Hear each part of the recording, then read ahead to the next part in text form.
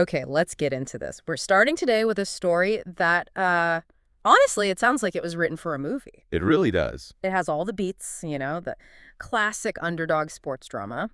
But the strategy behind it is, well, it's completely counterintuitive to how we normally think about achieving anything big. It is. It's one of those case studies that gets brought up all the time in business schools, in locker rooms, you name it. But I think people often miss the real, the nuance of it. And we're talking about British cycling. Exactly. And to really get how incredible this story is, you have to understand where they started. Because mediocre is probably way too generous a word for the state of British cycling before 2003. Oh, mediocre would have been a goal for them. Yeah. It implies they were at least average. They were. Yeah. They were a non-entity, completely irrelevant. Right. I mean, we're talking about a legacy of failure that stretched back more than a century.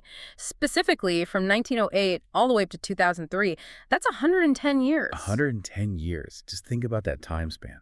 In that entire period, which, covers 2 world wars, the invention of the internet, the rise and fall of the Soviet Union, in all that time, British riders had won exactly 1 gold medal at the Olympic Games. One gold medal in 110 years. It's almost statistically harder to be that consistently bad for that long than it is to just, accidentally win something every now and then. It really is. And the Tour de France, the absolute pinnacle of the sport. The Super Bowl of cycling, yeah. In 110 years, no British cyclist had ever won it. Not once. It was a drought of just epic proportions. I mean, the organization was essentially just managing a century-long losing streak. Mm-hmm. The morale, you can imagine, was non-existent. The infrastructure was totally dated. They were, frankly, the laughingstock of the peloton. Yeah. There is this one detail that I think just perfectly captures how bad things really were. It wasn't just that they were losing races. They were, actively losing respect in the industry. The reputation of British riders had sunk so low that a top European bike manufacturer, and we won't name them, but a huge player in the market, they actually refused to sell bikes to the team. That is the ultimate humiliation, isn't it? Think about the business logic there for a second. Normally, a company would do anything to get a professional national team on their gear. It's free advertising. It's a moving billboard. Of course. But these guys, they looked at the British team and said, no thanks. They were genuinely afraid that if other pros saw the Brits using their equipment, it would actively hurt sales. They thought it would tarnish the brand. If that team is riding our bikes, they must be slow.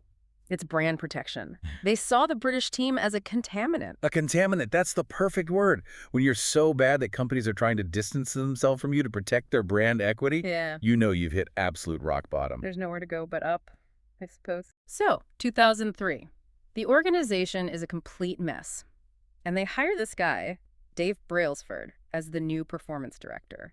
Now, if you or I were brought in to fix a disaster of this scale, a century of failure, the instinct is to just, burn it all down. Right. We're conditioned to think that massive problems require massive solutions. You expect the Hail Mary pass, you fire everyone, you build a state-of-the-art facility, you recruit the most expensive athletes you can find, and you launch some radical, dramatic new strategy. You want the Rocky montage, right? The big dramatic shift where everything changes overnight. Exactly. Yeah. But Brailsford didn't do any of that. He wasn't a big speech in the locker room kind of guy. He was quieter. He was a strategist who just operated on a completely different frequency. He had this philosophy called the aggregation of marginal gains, which I have to say is probably the least sexy slogan for a sports team I've ever heard in my life. It sounds like something an accountant would whisper at a conference. It's not exactly inspiring. Let's go out there and aggregate those marginal gains, boys. Yeah, it doesn't really get the blood pumping. It doesn't. But while it sounds dry, it was totally revolutionary in how he applied it, because it completely ignored the big wins that everyone else was chasing. The philosophy was simple. Search for a tiny margin of improvement in everything you do. In everything. Everything. Brailsford explained it this way. He said, the whole principle came from the idea that if you broke down everything you could think of that goes into riding a bike and then improve it by just 1%, you will get a significant increase when you put them all together. So he's not looking for the silver bullet. He's not searching for the one magic change that makes them 100% faster. He's looking for 1,000 different things that each make them 1% faster. Precisely. And this is where the story shifts from, sports strategy to something that borders on obsessive-compulsive behavior. Yeah. Because they started with the standard stuff, the obvious things. Right. The things you'd expect any cycling team to be looking at. Aerodynamics, equipment weight, nutrition plans, that sort of thing. They redesigned the bike seats to make them slightly more comfortable. Now, that seems so minor, but if you're sitting on that thing for 6 hours a day, a little discomfort creates fatigue, and fatigue just destroys your focus. Okay, that makes sense. They also rubbed alcohol on the tires. For better grip, it cleans off this microscopic sheen from the manufacturing process, gives you just a tiny, tiny bit more traction on a wet corner. Again, a marginal gain. They had riders wear electrically heated overshorts, which creates this funny image of these guys cycling around with, like, battery-powered pants on. It does, but there's real science there. It's all about maintaining ideal muscle temperature. Your muscles are basically chemical engines. They work best within a very specific thermal window. So if you can keep your thighs at that optimal temperature right before the race starts, you might get a 1% better output in that first kilometer. They were using biofeedback sensors to monitor how each athlete was responding to specific workouts. They did wind tunnel testing on all the fabrics. They even had their outdoor riders switch to using indoor racing suits because they found out they were a little bit lighter and more aerodynamic. But see, all of that is what I would call table stakes in modern professional sports. Every top team is doing wind tunnel testing. If Brailsford had just stopped there, he would have only been catching up to the rest of the pack. We wouldn't be talking about him today. This is where it gets really fascinating. This is the part that proves Brailsford was just on a completely different level of detail. He started looking for 1% improvements in areas that seemed to have absolutely zero connection to riding a bicycle. This is the aggregation part. He cast the net incredibly wide. For example, they tested different types of massage gels. I mean, they literally did A/B testing on gels to see which one led to the fastest muscle recovery. And think about the logic there. If gel A helps your quad muscles recover 1.2% faster than gel B, that means you can train 1.2% harder the next day. Over the course of a year, that extra training volume accumulates into something huge. Then they went even further. They hired a surgeon to come in and teach the entire team the best way to wash their hands. Now, just imagine being a professional athlete. You've been riding a bike your whole life. You're at the elite level. And your coach brings in a guy to show you how to use soap. You'd think it was a joke. You'd be rolling your eyes, "Come on, Dave, I know how to wash my hands." But do you, really? Because the goal wasn't just hygiene for hygiene's sake. It was to reduce the team's collective viral load. The logic was, if we can reduce the number of common colds within the team by, say, 15%, that's 15% fewer missed training days over the season. And a rider who misses a week of training with the flu can lose months of progress. So suddenly, perfect hand-washing technique becomes a legitimate competitive advantage. It's brilliant. And they didn't stop there. They determined the specific type of pillow and mattress that led to the best possible night's sleep for each individual rider. And then, and I love this detail, they would haul those specific pillows and mattresses from hotel to hotel during competitions. Sleep is the greatest performance-enhancing drug that's actually legal. It's the foundation of all recovery. If you sleep 5% better, your cognitive function, your reaction time, your physical recovery, it all spikes. Most teams just sleep on whatever cheap mattress the hotel provides. Brailsford controlled that variable. And this is my absolute favorite one. This is the detail that, for me, crosses the line into beautiful madness. But it makes total sense when you think about it. They painted the inside of the team truck white. The maintenance track, right, where the mechanics work on the bikes. So why would you paint the inside of a greasy mechanics truck pristine, sterile white? It wasn't about aesthetics, that's for sure. True. It was so they could spot dust. Exactly. They figured that in a normal, dark, dingy truck, dust and little bits of grit accumulate on the floor. That dust gets kicked up, it lands on the bike chain or in the gears. A microscopic piece of grit in a finely tuned machine adds friction. And friction slows you down. By painting the floor white, they could see every last speck of dust, clean it up religiously, and ensure the bikes were operating at, say, 99.9% efficiency instead of 99.5%. It sounds so obsessive. It sounded like they were focusing on all the wrong things, like stop worrying about the dust and just pedal faster. But that's the genius of it. You can't just pedal faster. That's a result, not an input. The dust, the pillow, the hand washing, those are all inputs you can control. They were assembling this huge mountain of tiny advantages that individually meant almost nothing, but collectively. So the big question, did it actually work? Did all the pillows and the special hand washing and the white truck actually change the course of sports history? The results were, well, they were nothing short of astronomical. I just want to remind the listener, this team was an international joke in 2002. Brailsford takes over in 2003.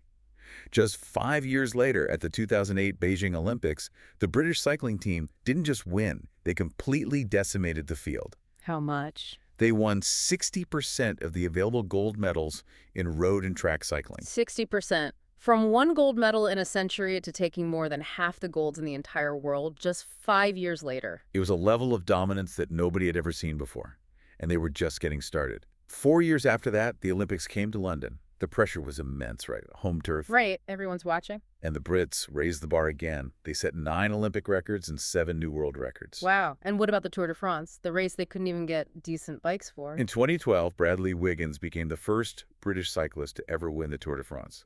The very next year, his teammate Chris Froome won it. Then Froome won it again in 2015, 2016, and 2017. So that's 5 victories in 6 years, a British dynasty, basically. It was. During the 10-year span from 2007 to 2017, British cyclists won 178 world championships, 66 Olympic or Paralympic gold medals, and those 5 Tour de France titles. It's widely regarded as the most successful run in the entire history of modern cycling. That is just undeniable proof. This aggregation of marginal gains wasn't just some corporate buzzword, it was rocket fuel. And this brings us to the mission of our deep dive today, because, let's be honest, neither you nor I are trying to win the Tour de France anytime soon. I mean, I have a stationary bike in my basement that I mostly use as a clothes hanger, so no. Right. Most of our listeners aren't professional athletes. But the question is, how does this apply to us? How does a team of previously, ordinary people transform into world champions using nothing but tiny changes? And more importantly, how can you, the listener, replicate this approach in your career, in your health, in your relationships? Exactly. This isn't really a deep dive about cycling. This is a deep dive about the mechanics of improvement itself. We want to answer that core question. Why do these tiny improvements accumulate into such remarkable results, and why is our brain so bad at seeing them coming? We need to dig into the math, the psychology, Yeah. and the systems that are underneath this entire transformation. Okay, so let's start there. Let's start with the math, because I think we have this huge cultural problem, especially in the West, where we just mythologize this idea of massive action. We really do. We're addicted to the idea of the breakthrough moment. We watch movies, right? And every single movie has that montage. The hero is weak, then there's a 3-minute pop song, and boom, suddenly they're strong.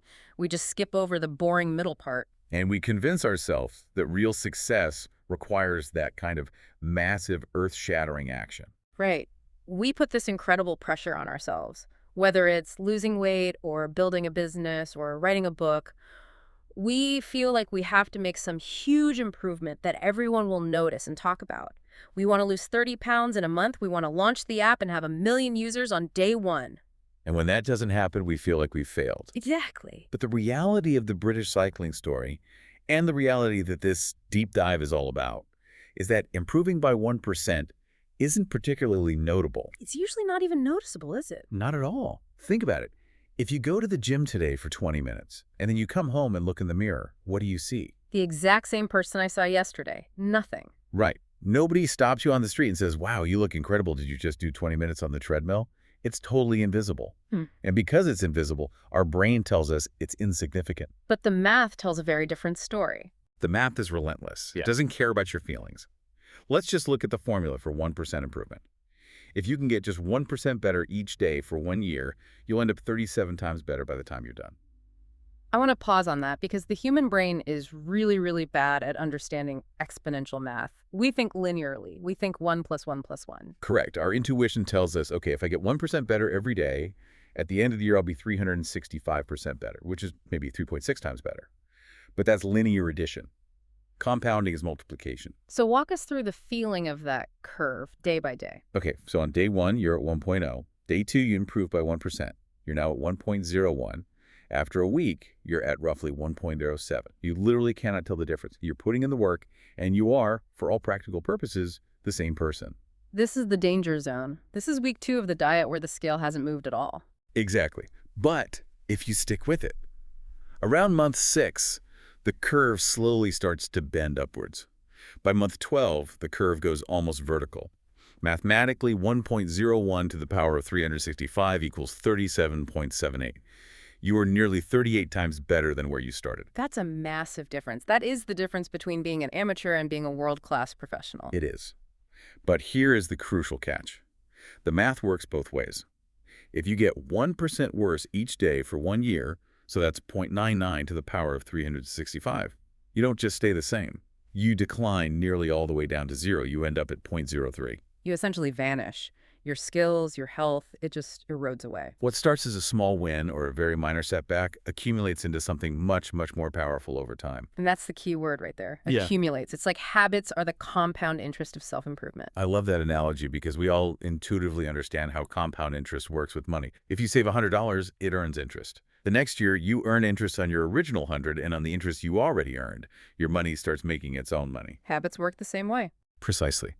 The effects of your habits multiply as you repeat them. Yeah. They seem to make very little difference on any given day, and yet the impact they deliver over months and years can be absolutely enormous.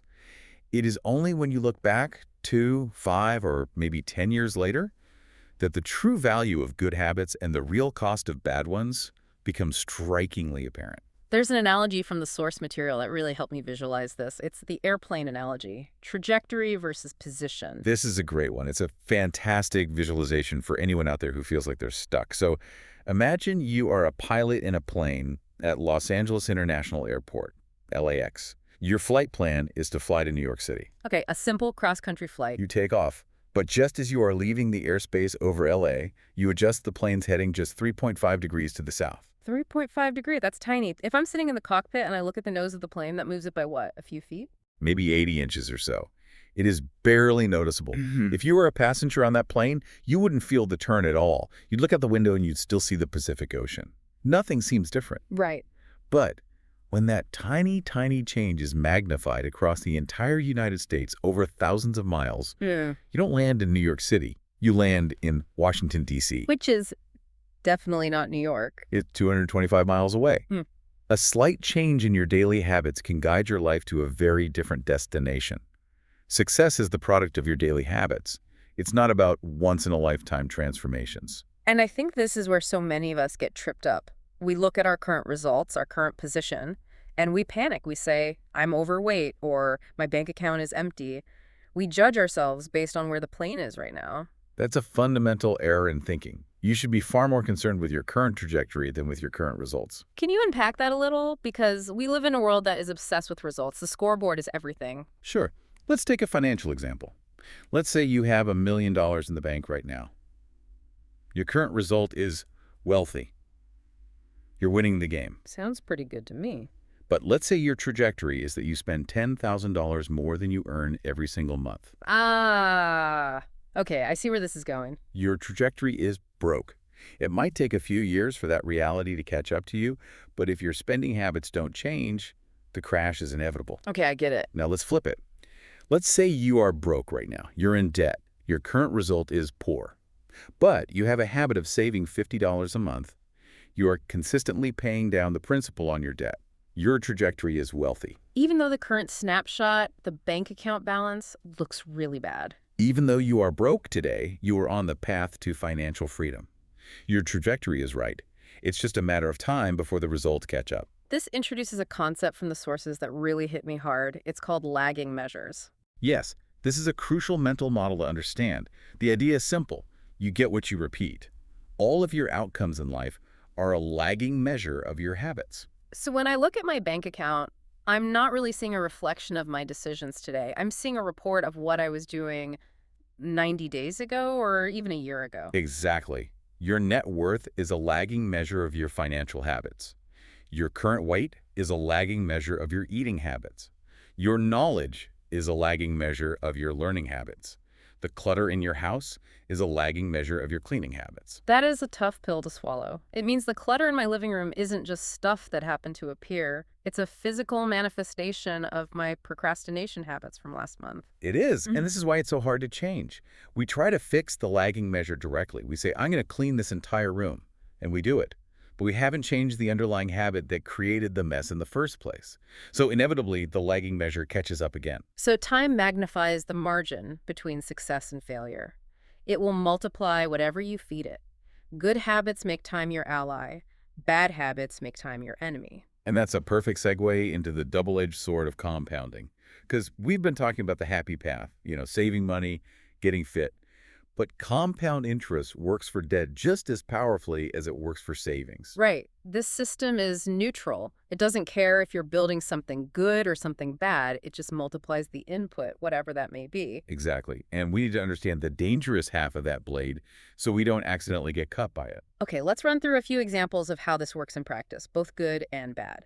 Let's start with the positive. Productivity. Productivity compounds beautifully. Mm. We often think of productivity as just getting more done in a day. But true productivity is about automation and mastery.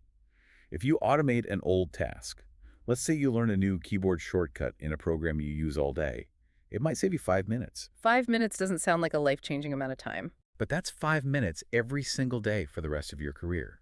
And more importantly, it frees up your brain. The effect of mastering a skill is that you don't have to consciously think about it anymore.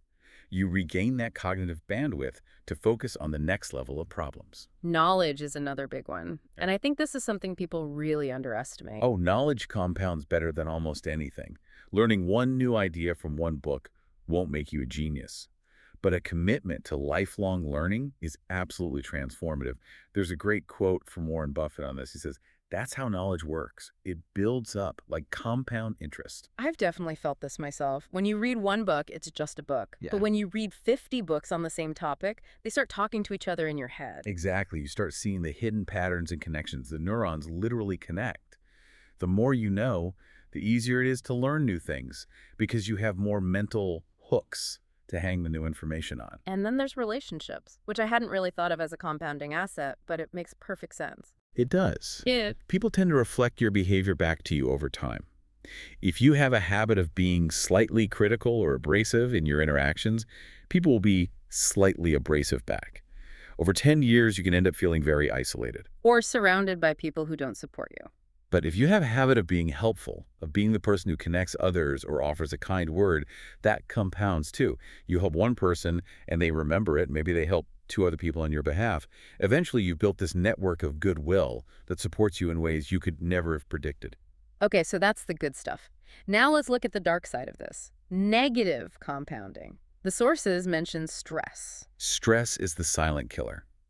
Think about a single traffic jam. I hate them. Everyone hates them. But one traffic jam isn't going to kill you. You get frustrated, your cortisol level spikes for a bit, then you get home and you relax. It's manageable. Right, it's an isolated event. But what if you're in a traffic jam every single day? And you have a boss who yells at you every day? And you have financial worries every night?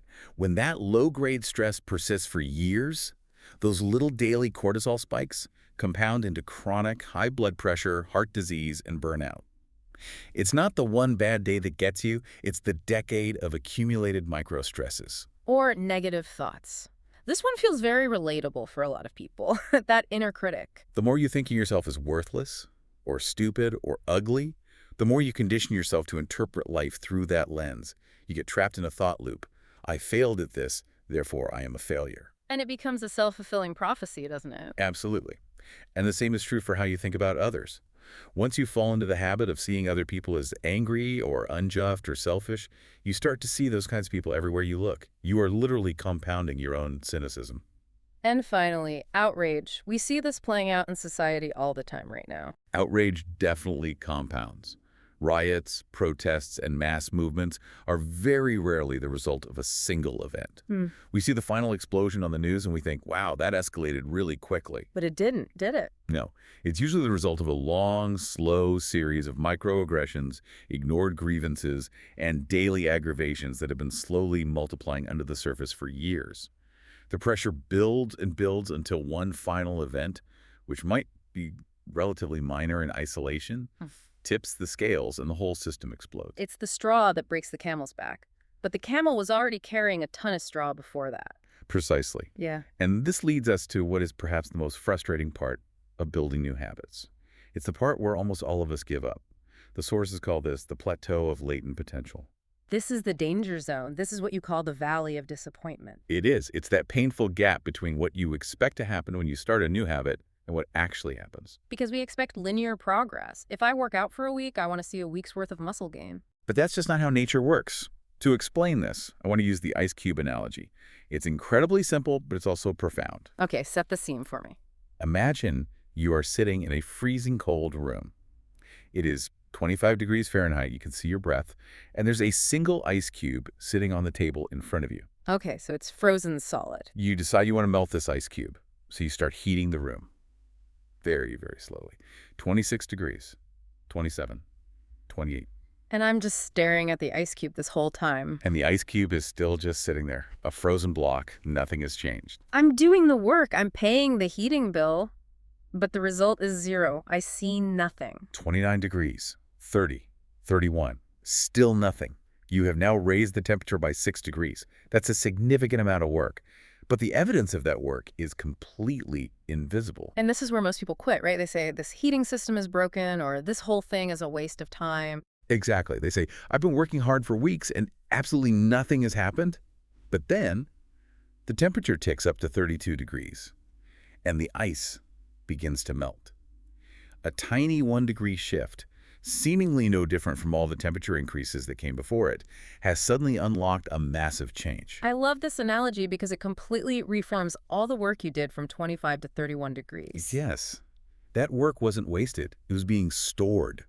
You were building up the potential energy required to trigger the phase transition from solid to liquid. Stored energy. That is such a helpful way to look at those periods of no results. I'm not failing, I'm storing energy. Breakthrough moments are almost always the result of many previous actions, which have been building up the potential required to unleash a major change. We see this pattern all over the natural world. Like with cancer. Cancer is a terrifying example of this. It spends 80% of its life undetectable. It's growing, multiplying, compounding silently, but you feel completely fine. Then suddenly it seems to take over the body in just a few months. Or the bamboo story. That one is a classic. Chinese bamboo, yeah. You plant the seed, you water it, you fertilize it, and for 5 years you see almost nothing. Maybe a tiny little sprout pokes out of the ground. 5 years of watering dirt. That takes an incredible amount of faith. It does. But what you can't see is that underground, that bamboo is building this massive complex root system. It's spreading out, anchoring itself, and then in the 5th year, it explodes. It grows 90 feet into the air in just 6 weeks. 90 feet in 6 weeks. If you only saw those 6 weeks, you'd call it an overnight success. Exactly. But the real growth didn't happen in 6 weeks. It happened over 5 long years. That is the valley of disappointment. You have to have the persistence to survive the valley to get to see the bamboo shoot up. There's a quote that apparently hangs in the locker room of the San Antonio Spurs that speaks directly to this. And the Spurs are a perfect example of a system-focused team. The stonecutter quote. It's from Jacob Riis. I go and look at a stonecutter hammering away at his rock, perhaps 100 times without as much as a crack showing in it. Yet, at the 101st blow, it will split in 2, and I know it was not that last blow that did it, but all that had gone before. All that had gone before. That is the absolute essence of it. Okay, so we know we have to improve by 1%. We know we have to survive this valley of disappointment. But how do we actually do that in practice? This brings us to what is probably the most controversial part of this whole philosophy. It is the part that usually gets the most pushback from people. The sources suggest that if you want better results, you should. Forget about setting goals. Forget about goals. Now, wait a minute. That just sounds like terrible advice on the surface. We are taught from kindergarten to set goals. What do you want to be when you grow up? Corporate America runs on goals, on OKRs and KPIs. If I just get in my car and drive really efficiently, that's my system, but I don't have a destination, I'm just wasting gas, right? That is the common objection, and it's a fair one. And to be crystal clear, the argument isn't that goals are totally useless, but it is saying they are vastly overrated. The distinction comes from Scott Adams, the creator of the Dilbert comic strip. Okay. He realized that goals are the results you want to achieve.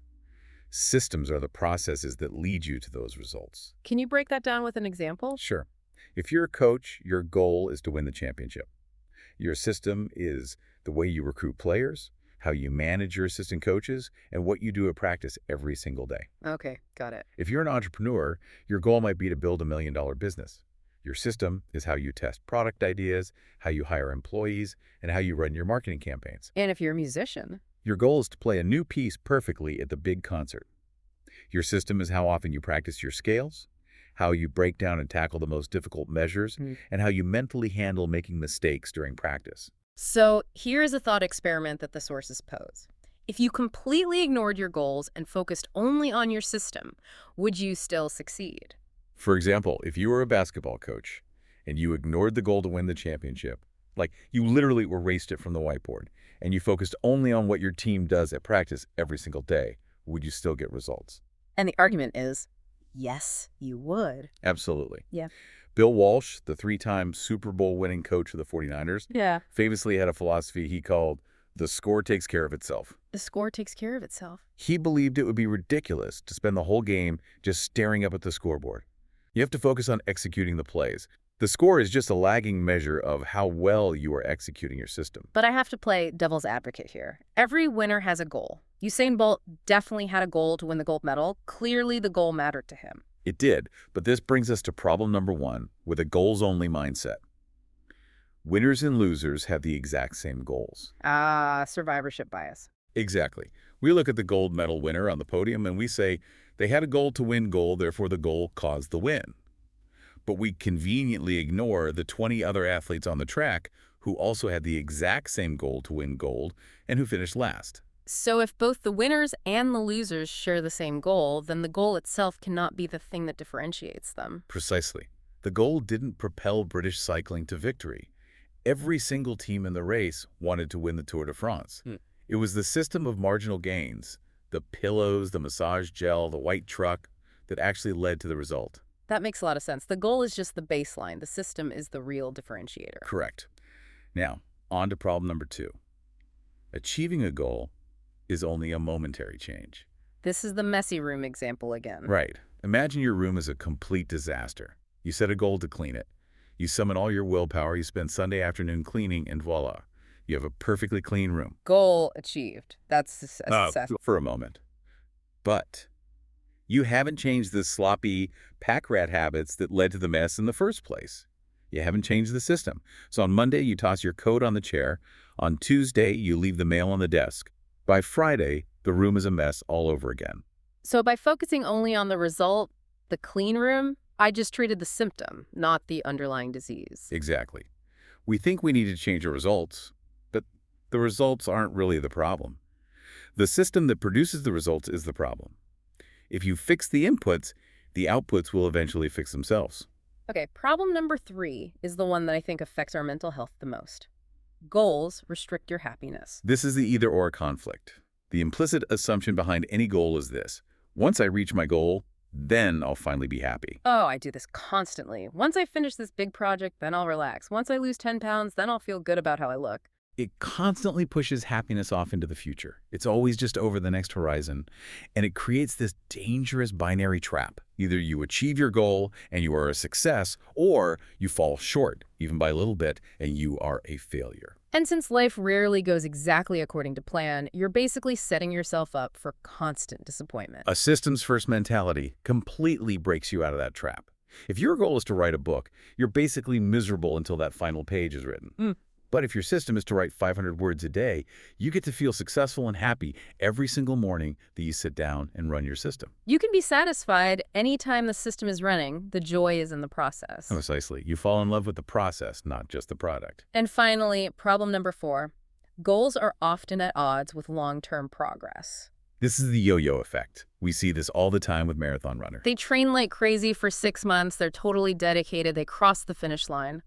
And then they stop running. Right. The goal was to run the marathon. Well, the goal is now achieved, so the motivation completely evaporates. And they lose all the fitness they work so hard to build. Exactly.